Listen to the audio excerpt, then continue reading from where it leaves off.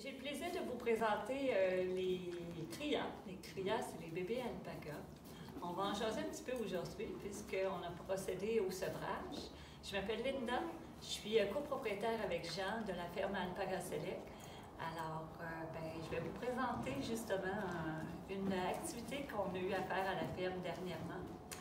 C'est le sevrage à partir du moment où les crias, le bébé alpaga, arrive au monde. Il va être avec sa mère et à un moment, ça va être important qu'on puisse les sevrer. Normalement, on regarde en fonction du poids ou encore du nombre de mois. On parle de 4 à 6 mois pour les sevrer. Alors, on a pesé dernièrement les crias, puis c'était le moment. La façon de procéder, on s'assure justement de voir s'ils ont commencé à manger de la moulée, du foin.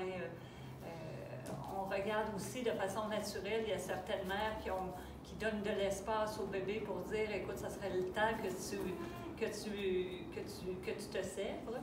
Et ce qu'on fait, c'est qu'on prépare un enclos séparé des femelles. Alors pour l'alimentation, on va s'assurer qu'ils puissent avoir du foin de jeunes pousses pour qu'ils puissent avoir beaucoup de nutriments. On va rajouter aussi une moulée avec des nutriments à l'intérieur et d'avoir de l'eau à la volonté.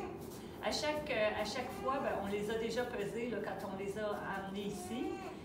On va les peser régulièrement parce que c'est la meilleure façon de voir s'ils prennent du poids, puis si justement ils grossissent bien, puis que tout se passe bien pour eux.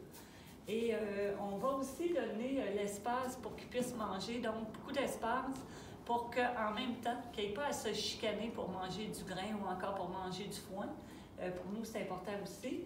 Et quand on a préparé l'enclos, on s'est assuré de donner un sol avec caoutchouteux parce qu'on voulait que ça soit confortable pour eux.